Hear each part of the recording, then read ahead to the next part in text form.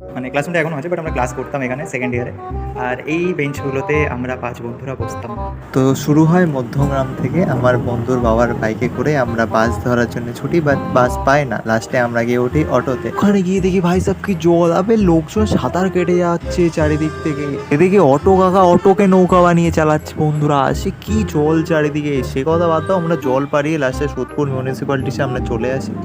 তারপর ওখান থেকে আরেকটা অটো চেঞ্জ করে আমরা যাই আমাদের কলেজের উদ্দেশ্যে।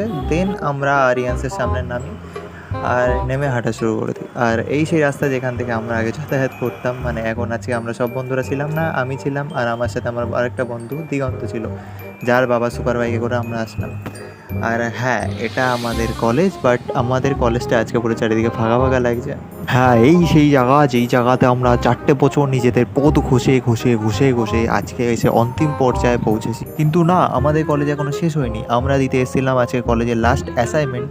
বাট যাই বলো, এই ব্যারিকেডগুলো আর এই ব্যালকনিগুলো থেকে একসময় আমরা প্রচুর আড্ডা মেরেছি। আর হ্যাঁ, এই কাকার দোকানকে আমরা কি করে বলবো, যেখানে আমাদের দিনের অর্ধেক টাইম আড্ডা মারতে মারতে কেটে যেত। এখানে বসেই আমাদের বেশিরভাগ সময় কাটতো। তারপরে আমরা অটোতে উঠে বাড়ির উদ্দেশ্যে রওনা দিই। আর আসার সময় ভাগ্যটা খুবই ভালো ছিল, কারণ কাকা আমাদেরকে ওই জলের মধ্যে থেকে আনিনি। কাকা নতুন একটা রাস্তা থেকে ঘুরিয়ে নিয়ে এসেছিল। তো সেখান থেকে চারিদিকটা দেখতে দেখতে আমি চলে আসি বাড়ির কাছে, মানে বিডি কলেজে। সেখান থেকে আমি নতুন একটা অটোতে উঠে যাই। আর রাস্তায় কি মারাত্মক গরম, বন্ধুরা, আর ডিম দিলে অমলেট হয়ে যাবে। তো আজকে আমাদের এখানে ভিডিও শেষ করলাম। আর তোমার যদি ভিডিওটা ভালো লেগে থাকে অবশ্যই সাবস্ক্রাইবটা মেরে দাও। হ্যাঁ, মেরে দাও।